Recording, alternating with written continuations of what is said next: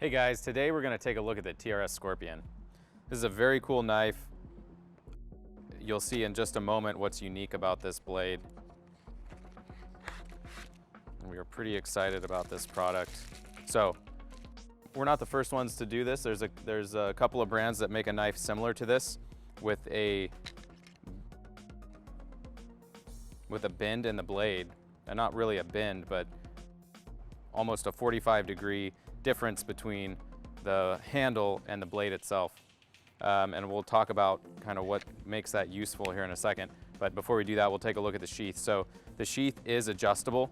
Kind of this is more on the lines of like a deep concealment type of rig. So it's adjustable. The clip is installed if you were going to wear it outside the waistband for a right-handed user. That's how the clip is installed.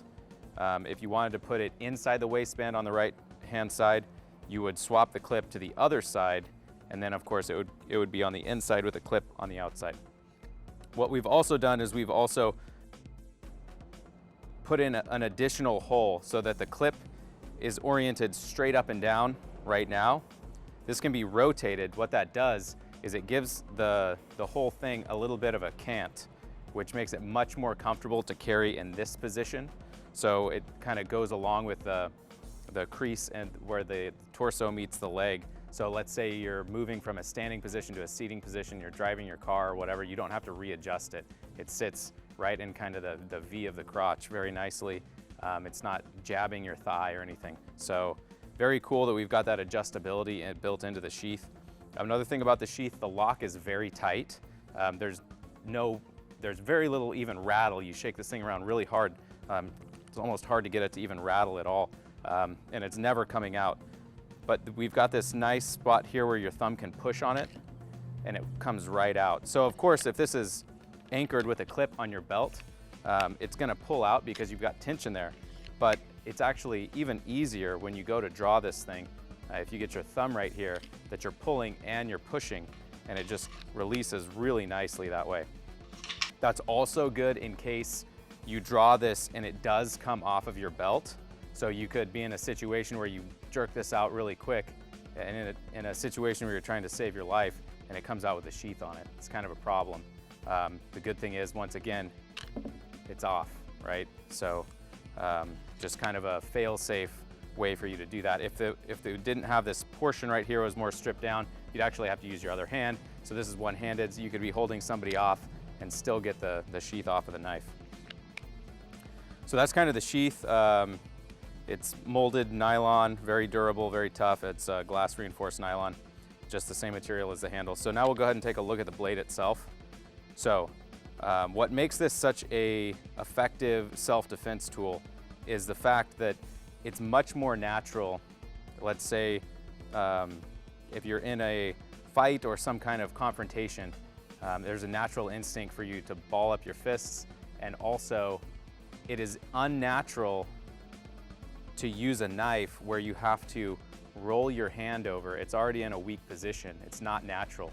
And there could be situations where, you know, you have adrenaline pumping, you're in fear for your life, you have your fists made, and if you've seen street fights, you know, most people are just swinging wildly like this because it's a natural instinct. People are not used to doing this. It's a natural instinct. This may happen to you even if you feel like you've trained and you have some martial arts background.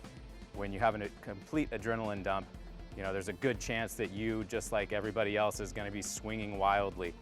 The advantage of a cant in the blade like this is that even if this is in your hand and you're swinging wildly, the blade is now forward, so you're actually able to engage an attacker with the weapon, unlike if it was straight up and down where you have a knife, but because of the adrenaline, you're not actually using the weapon, you're just using your fists and maybe occasionally grazing them with the knife blade. So it's a more intuitive way to have the blade shaped. And quite honestly, I'm not sure why more knives aren't designed this way. Once you have this in your hands, you're gonna realize it just feels right, even for utility tasks. So we designed this primarily as a self-defense weapon, but actually I like it for utility a lot better than a lot of the other knives that I have, because once again, you're not cranking your wrist over. If you're opening a lot of boxes or just, you know, doing some chore where you're doing some repetitive thing with a knife, you're constantly cranking your wrist over. You can do it, obviously, people have done it for a long, long time, but as soon as you get this in your hands and you start using it, it's like, wow, that's so much more comfortable. You even see, if you go to hardware stores, a lot of utility knife and box cutters have started, the companies that make them have started making a model where the end of it is tilted because it's just an ergonomics thing. It's just more comfortable. So that's a little bit about the curve. The other thing, so aside from just comfort and kind of an ergonomics thing, there's a safety component here. If you're carrying a knife that doesn't have a full-size finger guard, so let's say it's like a K-bar style knife, it's a fighting knife, it has a full-size finger guard, your hand is protected, very unlikely that your hand is gonna slip down onto the blade. Anything outside of a full-size field knife, it's very difficult to get a huge finger guard, which means that if you have to use your knife, it might not even be in a self-defense situation. It could just be, you know, some vigorous cutting that you're doing, that you could slip down on the blade and cut yourself. And the reason is, especially if you're doing a stabbing motion, you're trying to pierce something.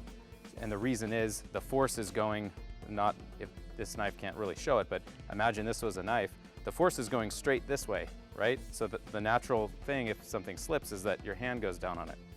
The difference with this knife, if you're piercing, the pressure is actually backwards into your palm.